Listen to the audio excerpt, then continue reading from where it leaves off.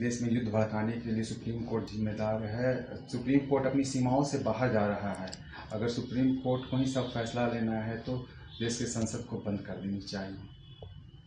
देखिए, देश में तानाशाही कितनी चरम पर पहुंच गई है कि अब सांसद भी चुनौती देने लगे हैं अदालत को।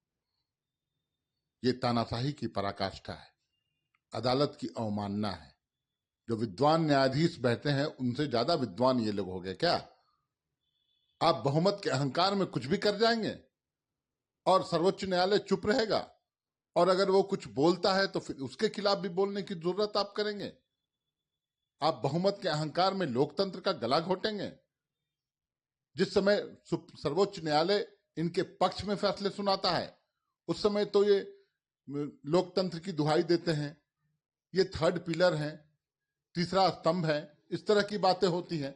अगर हम लोग कुछ कमेंट करें तो फिर कोर्ट की अवमानना की बात ये करते हैं। आज कोर्ट की अवमानना कौन कर रहा है? और इतनी साहस, इतनी हिम्मत कैसे हो गई सांसद महोदय को? ये पूरी तरह से कोर्ट की अवमानना है। निश्चित रूप से अदालत को स्वतः संज्ञान लेकर अवमानना की कार्रवाई की जानी चाहिए।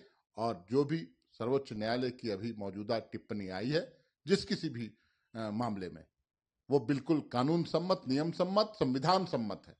इसलिए उसे चुनौती देने का काम ये लोग न करें। अहंकार में ऐसी गलती न कर बैठे कि आने वाला कल पछताना पड़े इन लोगों को। सर्वोच्च न्यायालय से ये टकराव बहुत ही, मुझे लगता है, देश को एक अलग दिशा में ले जाएगा। ये बहुत ही दुर्भाग्यजनक है, ऐसा नहीं होना चाहिए।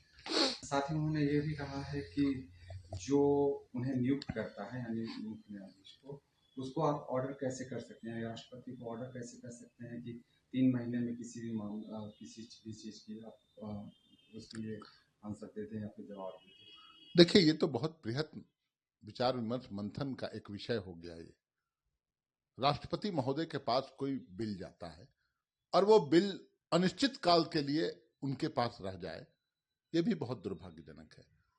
और विद्वान न्यायाधीश ने, जो भी न्यायाधीश है, उन्होंने अगर ऐसा निर्देश जारी किया है तो ये उनके अधिकार क्षेत्र में आता होगा।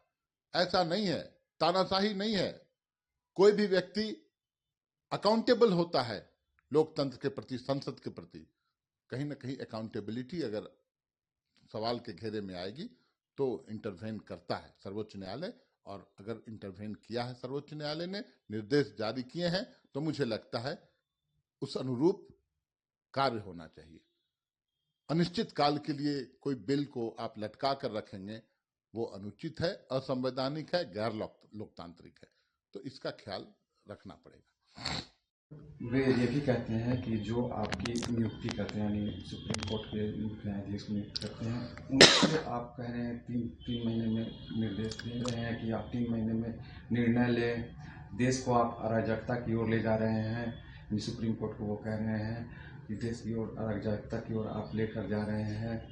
किस कानून में लिखा है कि आप राष्ट्रपति को निर्देश दे सकते हैं 3 महीने के भीतर फैसले लेने को?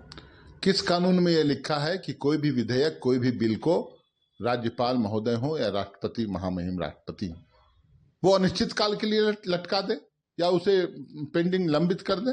किस कानून में लिखा है? अगर वैसा निर्देश जारी किया है सुप्रीम कोर्ट के विद्वान न्यायाधीशों ने, तो उसका पालन करने में क्या नहीं किया है। इससे तो लोकतंत्र मजबूत होगा, लोकतंत्र की जड़ें मजबूत होंगी। इसको प्रेस्टीज इशू बनाने की जरूरत तो नहीं मुझे समझ में आती है।